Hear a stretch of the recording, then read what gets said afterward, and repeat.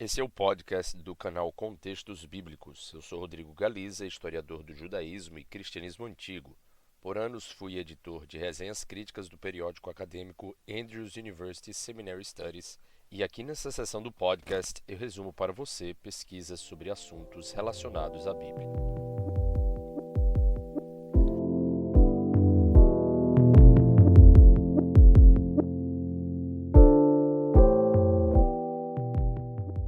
Nesse episódio de resenhas, apresento a minha reflexão e resumo sobre o livro do Dr. Daniel Gertner, Introducing the Pseudepigrapha of Second Temple Judaism, Introduzindo a Pseudepígrafa do Judaísmo do Segundo Templo, publicado pela Baker nos Estados Unidos em 2022.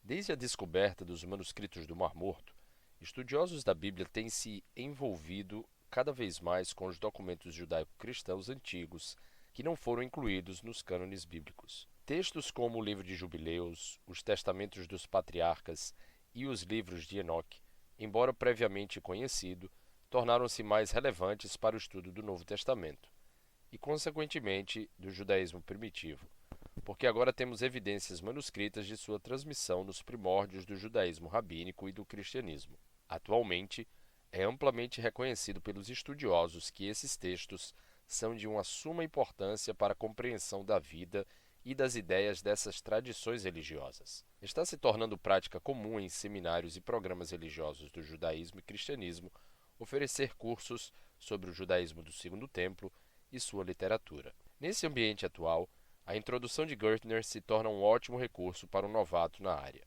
e posso ver sua utilidade como livro-texto. Ele é bem organizado e serve também como um guia para estudiosos que lidam com esse corpo de literatura. O autor está atualizado sobre as discussões na área, pois foi coeditor da enciclopédia T.N.T. Clark do Judaísmo do Segundo Templo, com Lawrence Stuckenberg, publicado pela T.N.T. Clark em 2019. Essa introdução é provavelmente resultado de seu trabalho como editor da enciclopédia, e descobri que nesse ano de 2025 está para sair mais uma obra organizada por ele, também por Lawrence Stuckenberg, sobre os desenvolvimentos metodológicos na academia acerca do período do judaísmo do Segundo Templo. A obra está organizada em 4 seções, juntamente com uma introdução e uma conclusão.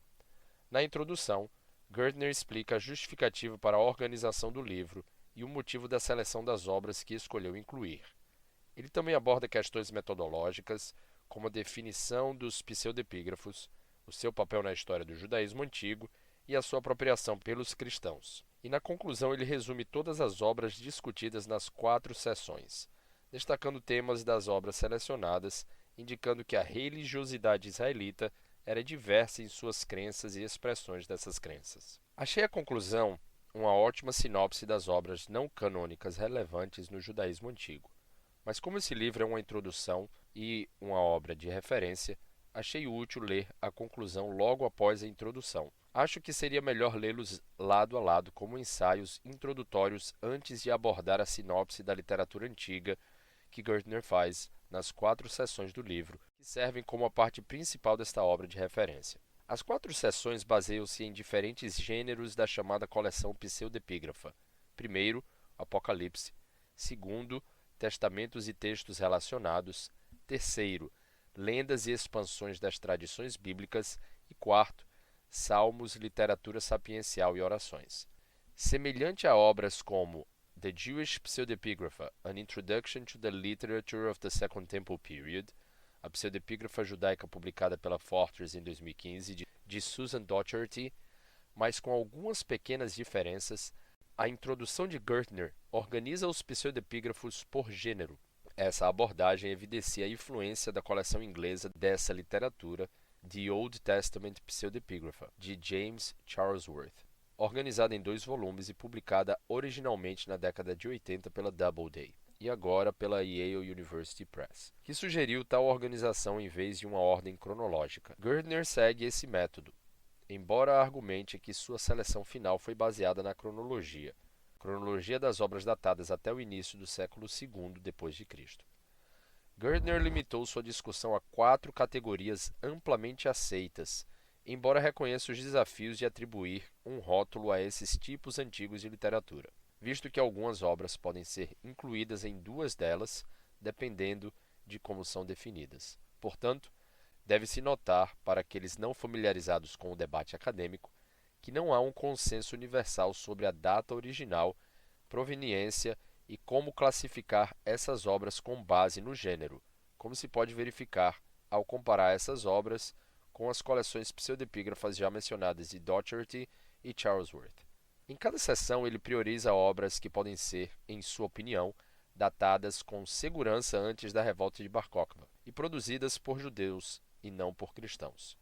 Ao final de cada seção, ele adiciona uma categoria chamada Escritos Adicionais, para discutir obras cuja data e proveniência ele considera menos certas. Na seção 1 sobre os Apocalipses, ele inclui as obras de 1º Enoque, 4º Esdras, 2ª Baruque, Apocalipse de Abraão e Oráculos Sibilinos 3 a 5. Nos escritos adicionais ele inclui 2º Enoque, 3ª Baruque, Apocalipse de Sofonias, Testamento de Abraão e material apocalíptico dos manuscritos do Mar Morto, como por exemplo 4Q 243 a 246, 4Q 552 a 553. Na seção 2, sobre os testamentos, você encontrará o Testamento de Moisés, o Testamento de Jó, o documento aramaico de Levi, o Testamento de Kahat e as visões de Amram. No material adicional, ele discute o Testamento de Salomão, o Testamento dos 12 Patriarcas, Testamento de Naphtali, que foi encontrado na Caverna 4 e é o fragmento 215, e outros testamentos descobertos nos manuscritos do Mar Morto. A seção 3, Lendas e Expansões, inclui a obra de Jubileus, Antiguidades Bíblicas, ou em latim Liber Antiquitatum Biblicarum, ou conhecido como Pseudofilo, Gênesis Apócrifo, Carta de Aristeias, José e Asenate. Os materiais adicionais nessa seção são A Vida de Adão e Eva, do grego, 4º Baruque e Ezequiel, o Trágico. Para a última seção, sobre os Salmos, Sabedoria e Orações, Gertner selecionou os Salmos 151 ao 155, Salmos de Salomão e Pseudofossílides, algumas orações sinagogais do período helenístico, a oração de José e a oração de Nabonido, encontrado nos manuscritos do Mar Morto, fragmento 4Q 242. Sua seleção provavelmente será contestada por outros estudiosos devido à natureza complexa do assunto. Achei positivo que muitos textos dos manuscritos do Mar Morto sejam incluídos, junto com outras obras judaicas mais tradicionais, evitando debates sobre se um texto era sectário ou não. Isso apresenta a complexidade do judaísmo sem rotular o que era ortodoxo ou não.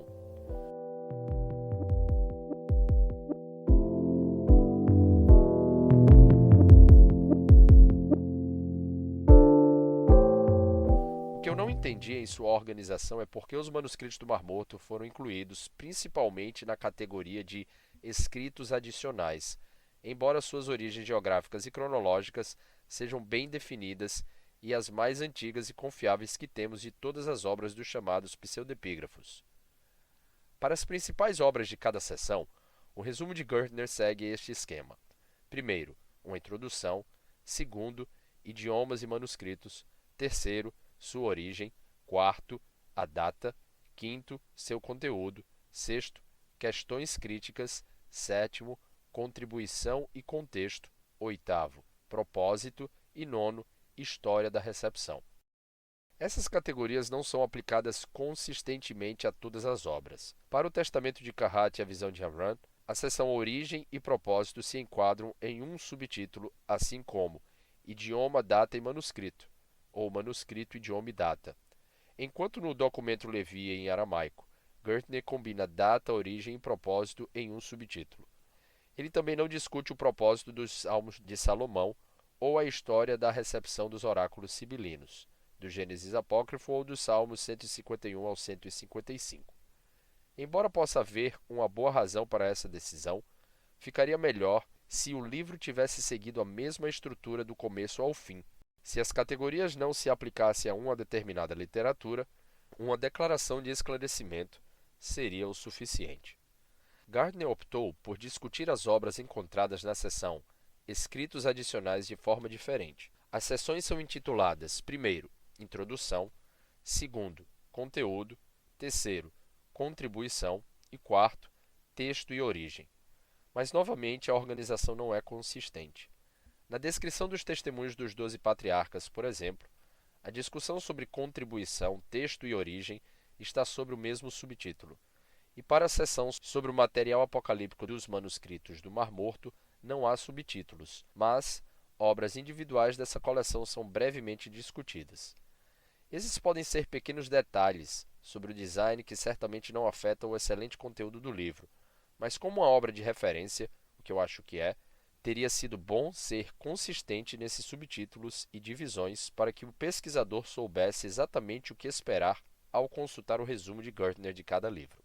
Comparando a seleção de Gertner com a coleção organizada por Charlesworth, esse trabalho não consegue incluir muitas obras antigas.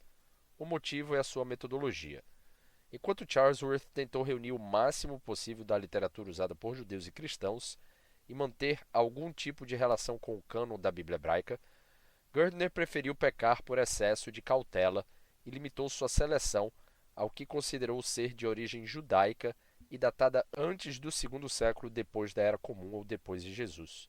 No entanto, determinar a proveniência e a data original de muitos desses títulos é quase impossível, como o próprio Gertner reconhece.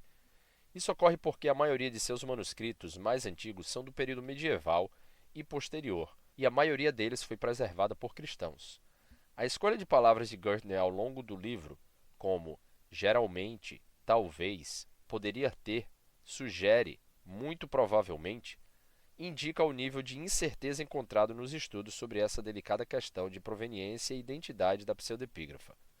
Sobre identidade, uma das questões ainda não resolvidas é como o documento pode ser considerado literatura judaica ou cristã. Isso se tornou mais evidente com a descoberta dos textos de Qumran e de Nag Hammadi, pois o conteúdo desses textos indica uma grande semelhança entre os diversos tipos de judaísmo e cristianismos da antiguidade. E como o movimento de Jesus era composto principalmente por judeus, do primeiro século, traçar uma linha entre eles é uma tarefa difícil. Gertner frequentemente usa a expressão judaísmo, embora não a defina. O mais próximo que ele chega de uma caracterização específica do judaísmo é encontrado em sua discussão de obras disputadas na seção Escritos Adicionais, como em Terceira Baruque.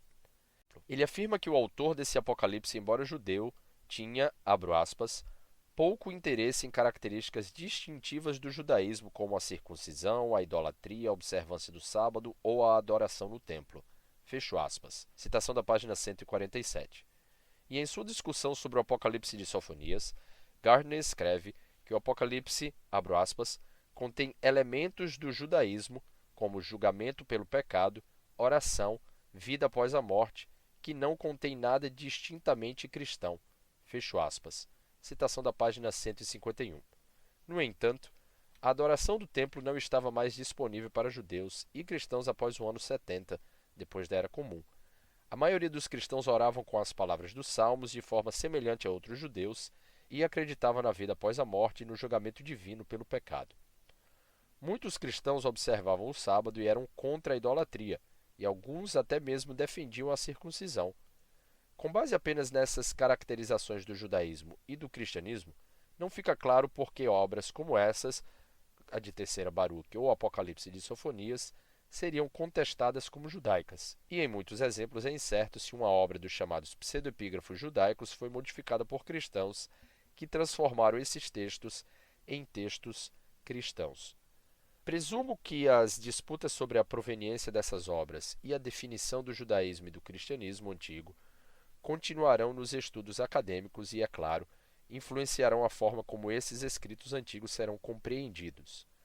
Embora eu simpatize com a tentativa de Gertner de se precaver ao optar por uma amostra menor, devido às incertezas, prefiro a abordagem mais ampla de Charlesworth.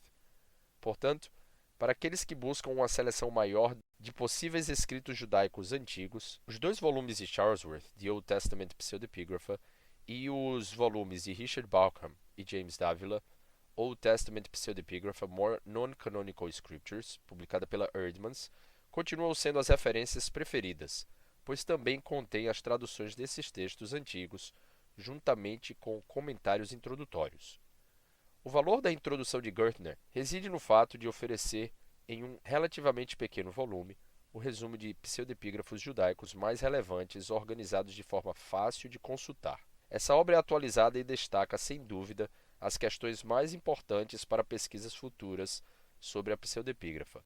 Esta é atualmente a melhor introdução e resumo em inglês da literatura não canônica originalmente produzida por judeus e adotada por cristãos, e eu a recomendaria a qualquer professor que procurasse um livro-texto fácil e bem informado sobre os pseudepígrafos judaicos, bem como a acadêmicos que buscam se manter atualizados sobre a discussão relevante nesta área.